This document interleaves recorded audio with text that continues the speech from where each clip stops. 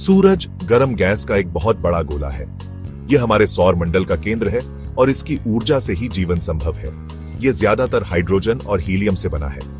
ये गैसें सूरज को जलने और चमकने में मदद करती हैं। ये गैसेस हमेशा घूमती रहती हैं, एक चक्कर में। इस घूर्णन से सूरज की सतह पर कई प्रकार की गतिविधियां होती हैं। Gap 2s। सूरज बहुत बड़ा है और इसका गुरुत्वाकर्षण सब कुछ को एक साथ रखता है।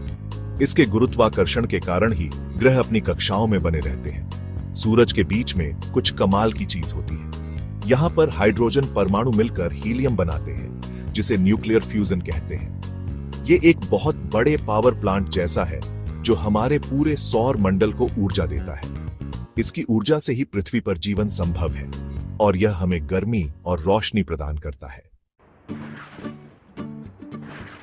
सूरज का कोर बहुत गर्म और घना होता है। इतनी गर्मी और दबाव में हाइड्रोजन के परमाणु बहुत तेजी से टकराते हैं। इन टक्करों से हाइड्रोजन के परमाणु जुड़कर हीलियम बनाते हैं। इस प्रक्रिया को न्यूक्लियर फ्यूजन कहते हैं। इस न्यूक्लियर फ्यूजन से बहुत सारी ऊर्जा निकलती है। न्यूक्लियर फ्यूजन से जो ऊर्जा निकलती है वो गामा किरणों के रूप में शुरू होती है। ये गामा किरणें अत्यधिक ऊर्जा वाली होती हैं और प्रकाश के सबसे शक्तिशाली रूपों में से एक हैं। गामा किरणें प्रकाश का एक बहुत तेज ऊर्जा वाला रूप है। ये किरणें इतनी शक्तिशाली होती हैं कि वे किसी भी माध्यम से गुजर सकती हैं और इन्हें रोकना बहुत मुश्किल होता है। ये सूरज के कोर से बाहर की ओर जाती है, रास्ते में परमाणुओं और कणों से टकराती है। हर टकराव के साथ ये किरणें अपनी ऊर्जा का कुछ हिस्सा खो देती हैं। जैसे जैसे गामा किरणें टकराती हैं, वो अपनी ऊर्जा खो देती हैं और प्रकाश के दूसरे रूपों में बदल जाती हैं, जिसमें दिखाई देने वाला प्रकाश भी शामिल है, जो हम अपनी आंखों से देख सकते हैं। ये प्रक्रिया बहुत धीमी होती है और इसमें कई साल लग सकते हैं, जो हम देखते हैं। जब ये गामा किरणें अंततः अपनी ऊर्जा खो देती हैं और दृश्य प्रकाश में बदल जाती हैं, तो ये सूरज की सतह से बाहर निकलती है।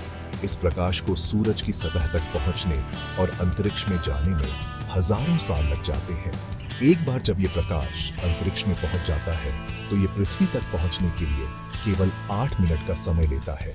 इस प्रकार सूरज की गहराई से शुरू होकर ये प्रकाश अंततः हमारे जीवन को रोशन करता है।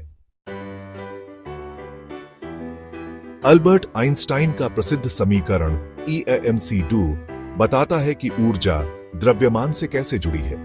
यह समीकरण विज्ञान की दुनिया में एक क्रांति लेकर आया, जिसने हमें ब्रह्मांड की गहरी समझ दी। यह समीकरण हमें बताता है कि थोड़े से द्रव्यमान से बहुत ज्यादा ऊर्जा बन सकती है। सूरज में होने वाली न्यूक्लियर फ्यूजन प्रक्रिया इसका सबसे अच्छा उदाहरण है। यही सूरज में न्यूक्लियर फ्यूजन के दौरान होता है।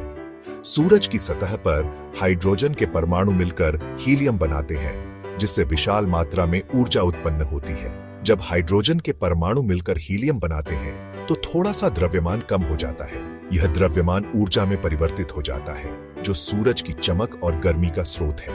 यही द्रव्यमान सूरज को ऊर्जा देता है। सूरज की यह ऊर्जा हमारे सौर मंडल में जीवन को बनाए रखने के लिए महत्वपूर्ण है। सूरज की ऊर्जा पृथ्वी पर जीवन के लिए बहुत जरूरी है। यह ऊर्जा न केवल हमें प्रकाश और गर्मी देती है, बल्कि यह हमारे पर्यावरण और मौसम को भी प्रभावित करती है। यह हमें प्रकाश, गर्मी और पौधों के बढ़ने के लिए ऊर्जा देता है। पौधे, जो सूर्य के प्रकाश से ऊर्जा प्राप्त करते हैं, हमारे भोजन और ऑक्सीजन का मुख्य स्रोत है। इस प्रकार आइंस्टाइन का समीकरण और सूरज की ऊर्जा हमारे जीवन के हर पहलू को प्रभावित करते हैं।